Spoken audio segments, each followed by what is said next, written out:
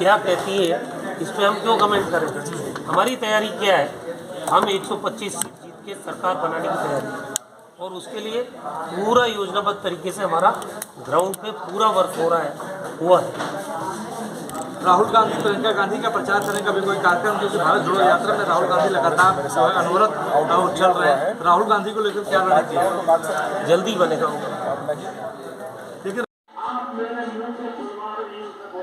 गुजरात के चुनाव के ये जितने कंस की औलाद है, जितने भ्रष्टाचारी हैं, जितने गुंडे हैं, जनता को इनसे मुक्ति दिलाने के लिए। नमस्कार, जनमानस विवेचना में आपका स्वागत है। मैं हूं अमलेंदु भूषण खां। आज हम बात करेंगे गुजरात विधानसभा के धनेरा विधानसभा सीट की। धनेरा विधानसभा सीट पर 2017 में कांग्रेस के उम्मीदवार ने विजय हासिल की थी और बीजेपी दूसरे स्थान पर थी।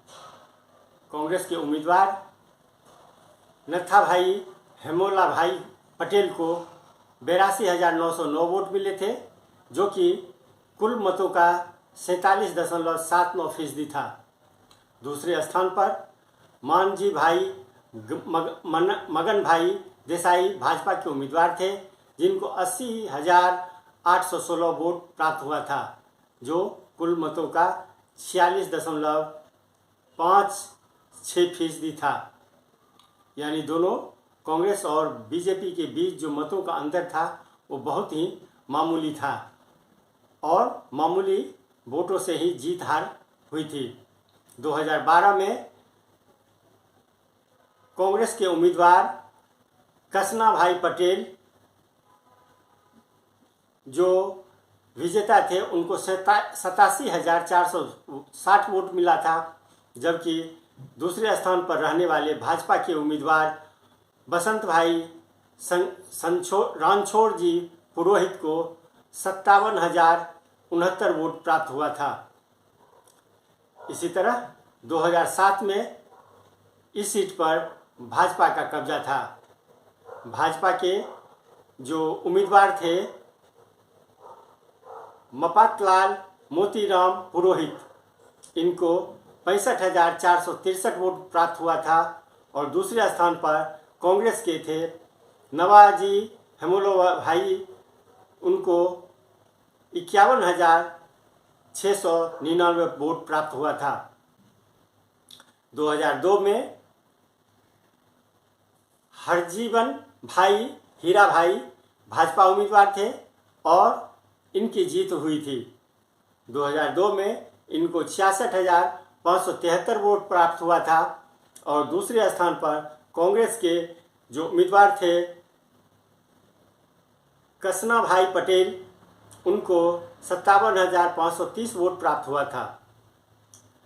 1998 में भाजपा के उम्मीदवार जो थे वो अपनी जीत दर्ज की थी और उनको उस समय में 55,882 वोट प्राप्त हुआ था। और दूसरे स्थान पर कांग्रेस के उम्मीदवार नवाभाई हेमोलो भाई पटेल थे, जिनको 42,502 वोट प्राप्त हुआ था।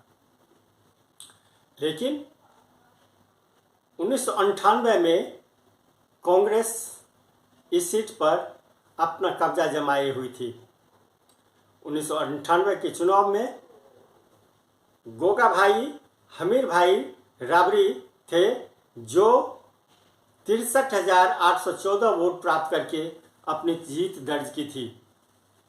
और दूसरे स्थान